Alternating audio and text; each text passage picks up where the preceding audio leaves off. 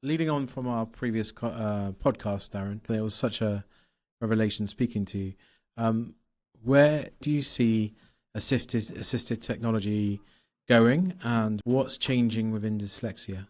2026, when we talk about inclusivity and assistive technology, I think we generally think of assistive technology as kind of, like the scanning pen and all of these other different things. But generally, I see it's a massive shift in the actual terminology of assistive technology. I think is evolving so much. We're obviously talking about AI, we're talking about VR, we're talking about so many different things. So I feel there's been a massive shift. And I think it's kind of happened literally in the past kind of 2 years, really. Yeah. So I can see a massive change. So we were at the BET show today, and we saw the new technologies for education. Is there anything you've seen today that has impressed you, or something where you've seen as a major gap?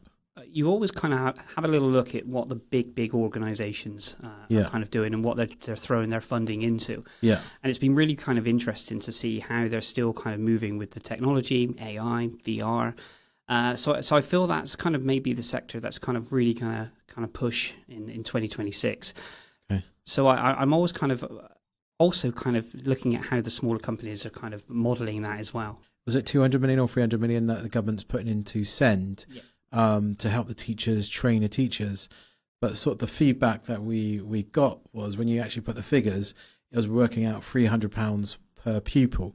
Now, as someone who's worked in 20 years in dyslexia and within education, and been all around the world with Dyslexia Association, do you see this as enough, or what do you see? What do you see as the way forward? I mean, it is a huge sum of money, but when you do break it down and you're looking at, say, £300, I mean, £300 is still, a considerable amount of money. But I think it's stepping stones. And I think if they can roll this out and make an understanding that actually this need is there, and then they think to themselves, actually, what, when they kind of dissect it afterwards and they think, okay, what were the results from this? Will they be able to put more funding in? I'm not too sure. But I do feel it is a positive step. It seems like we're not, still to this day, we're not seeing that person as an individual. We're seeing it as a collective. So the collective is saying, oh, one size fits all for dyslexia, or one size fits all for ADHD. But someone who has dyslexia might have ADHD as well. And they learn differently. So how do we challenge that not stigma, but that perception, even within government? They put money into it, but I don't see the plan there, because teachers are saying, okay, this is great, but we need to help. We need to see that person individually, and more tailored from the student, i.e. dictating the way they learn rather than we telling them how they learn. Yes. So there will always be, okay, we're going to put X amount of funding in, we're going to do this, and this to help people on a collective state. It's when it breaks it all down, and when we mentioned, £300 for, the individual, I guess that's when we can actually kind of start dissecting how much support someone actually needs. The only thing that kind of... What does £300 get you? Not an awful lot. I don't know what the high percentage figure is, but how many of them are actually getting tailored learning? And time is a big factor, because if we're talking about this level of funding that's coming in and they're able to help, each individual, and then we dissect that and we take it away and we start thinking, how can we, did that child need more support? Did they need more funding? The difficulty is time. Time is precious. We have a very small window of opportunity to capture and innovate and educate and support an individual within secondary school, high school. We get 5 years of secondary school education in 6 years if we look at kind of sixth form. But that is in the grand scheme of things, that is a small window of opportunity to really kind of nurture and help that individual to give them the skills that they need and support to then go into the workplace. I think this blame the teachers, that doesn't work. I think you need to give teachers the tools in order to do their job. And they're sort of constrained by the system in order to do that. So if I was to give you your own imaginary school with £300 per pupil, what would you do differently? There are so many different things for schools, in the sense that there's so many different people trying to put, products or systems. If we looked at it from the, SEND point of view, there are, there's pens, there's overlays, there's tech, there's all these different things. And I think sometimes it can be very overwhelming in the educational system to know what the actual individual needs. And I think you have to strip it right back down to kind of hopefully help and educate the teachers on what is out there. Because I can imagine the kind of the journey, in the sense that they will be told that they need to do X and they have this to be able to facilitate that. And I think if we're able to kind of educate the educators on what they need and listening to the children in what can help them, then that would be... It sounds very revolutionary to listen to the children, but it sounds very simple. But my question is, why is that not? We're 2026 now, and it feels like we haven't listened to the children. I think in the curriculum system where you I guess, and again, I'm not an educator, so I can only kind of say this on kind of the outside looking in. We're in a system where you have to meet. You have a classroom of 30 odd students in a classroom. And you're all kind of learning at the same speed and the same time to get to the end results. And I think, and that's a difficulty. And by the end of year 1 or year 7, year 8, that you are then governed on what did you learn and what were the results on this. And I think that's where the time pressure comes in. So I guess teachers are fighting against what the actual curriculum is and what they need to deliver, plus how to be able to support. For me, I left school with no qualifications due to undiagnosed dyslexia, but I still have a massive passion for the educational side of it. And I've spoken to just over 1 million students over 4 or 5 years in different countries, trying to educate and trying to help and support and make people kind of understand that having dyslexia isn't a barrier. So for me, I guess it's just trying to formulate an understanding of how that support can go on a global scale. You raised that you've done over 1 million students from many different countries. Is there commonalities between those different countries and different languages with people with dyslexia? I can only talk from experience of visiting different countries and speaking to people. So I'm not an expert in that side of it. But I know that in the UK, we're very lucky in the sense, even though there's so much that still needs to be done, we're very lucky because we have lots of different pockets of different organizations doing incredible things. Okay, when we start moving into different countries, once the awareness kind of dies down, that's when the problems occur and the backlog of help and support's out there. If you have a parent at home listening to this and they're like, well, I think my son's dyslexic, or my son has ADHD, or he's being diagnosed, and they're pulling their hair out, and the school they're not getting the right support. What, from the other parents that you've spoken to, you have 1 million children, what can they do? First of all, they can contact things, reach out to things like the British Dyslexia Association, or again, there's a different dyslexia organisation maybe in your county, and I think that's a good one. I think there's a lot of kind of Facebook groups. Community is a good thing because you can kind of liaise and start talking to people. Yeah. But most importantly, and the key thing here is obviously talking to your child and trying to understand the struggles and the problems that they have. Yeah. If you then go into the educational side of it and being able to speak to the teachers, all I would say is just go in there, maybe with a notebook, and start documenting some of the conversations that you've had. Okay. This will be able to kind of help and be able to kind of, when you're following up having conversations, you'll know what things that you've covered. So moving on to, because we've talked a lot about education and the school system, but from our previous podcast, we talked about your founder journey. Now, what's next for you in business and your journey of marketing agency, CEO?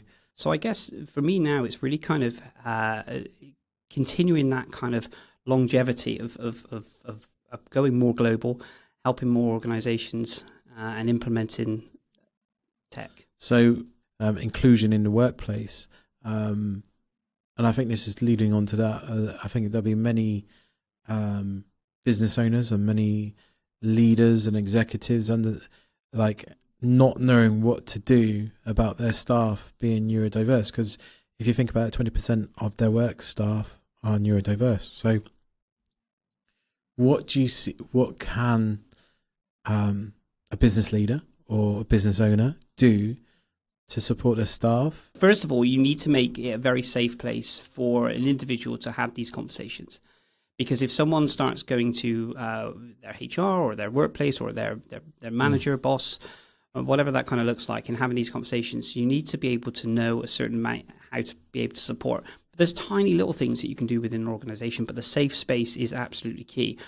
What I found a lot of organizations, and some huge organizations have done, is that normally when someone speaks up and says that they're dyslexic, they generally then make that person the go-to person for other people to talk to them. And that's probably the wrong thing to do in my book, because that individual has probably come forward and not necessarily an expert in that and how to understand themselves. So I would say to outsource and bring people in, or to have these conversations. So there's a lot of tick box exercise. Like they come in, have a talk around neurodiversity, and they feel like it's done. I'll ask the question is, for larger organisations, what can they do to support their managers and HR? And then for small organisations, what also can they do? See, what generally happens is they say, okay, so we need to raise more awareness around dyslexia, for instance. So they would normally kind of go out and they would find a speaker or someone who talks about this, so that they can kind of come in and do a 30-minute talk on, say, neuroinclusion or dyslexia.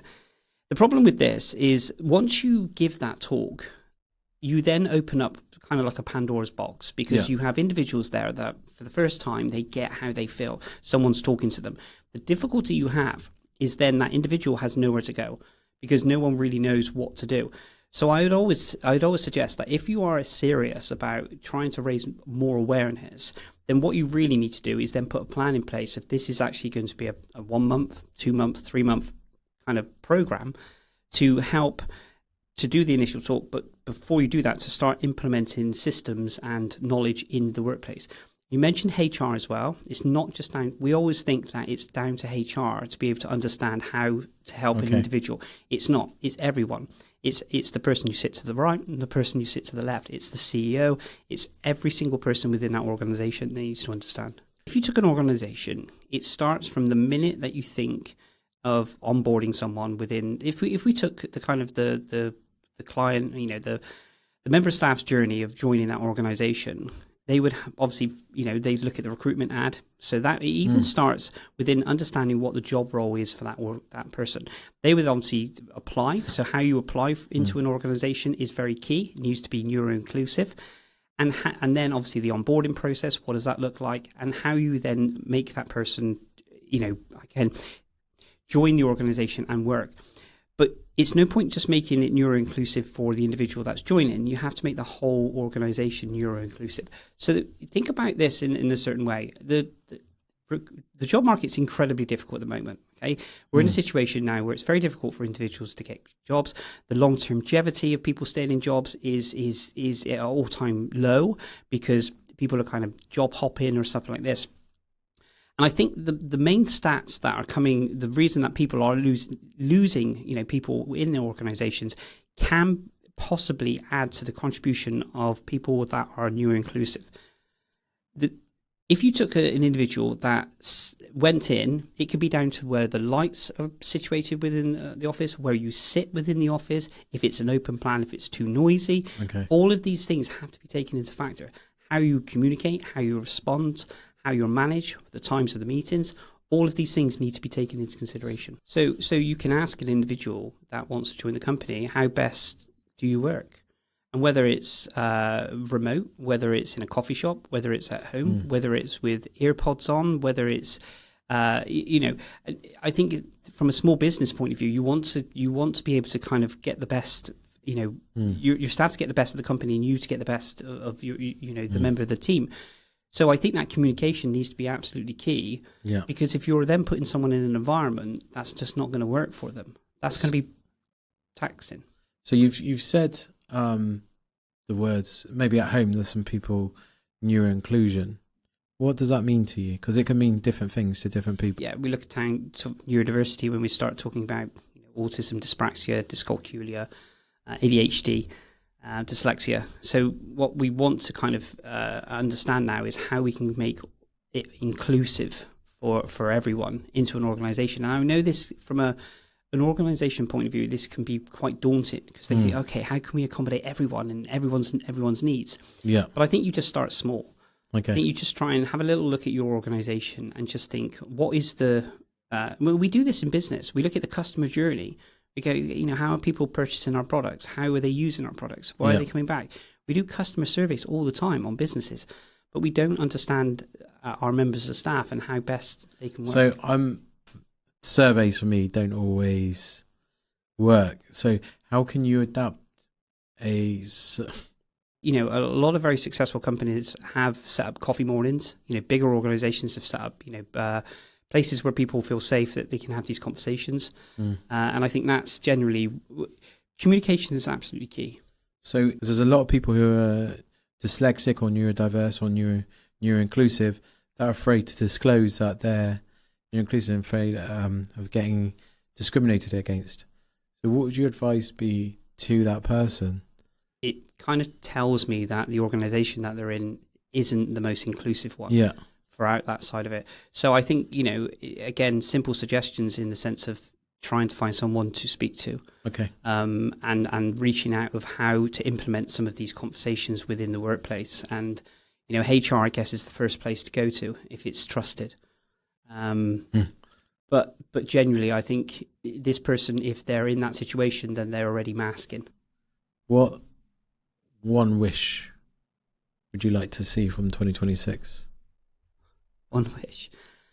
I would just love to not be having these conversations in the sense of, all of the struggles that in the educational sector and the workplace that people are going through. I think if I could eradicate the pain and suffering that people are going through and the struggles, that would be an immense thing to do, to carry out, because I just genuinely, the thousands of stories I've heard from education and the workplace, it's just, we shouldn't be having these conversations at this point. So if I could eradicate that would be amazing. Thank you very much, Darren, for this bonus episode of 100 Neuro Voices podcast.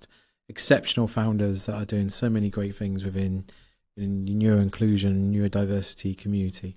So please like, share and subscribe. And if you're neurodiverse out there, please share this podcast and please get in touch. Thank you.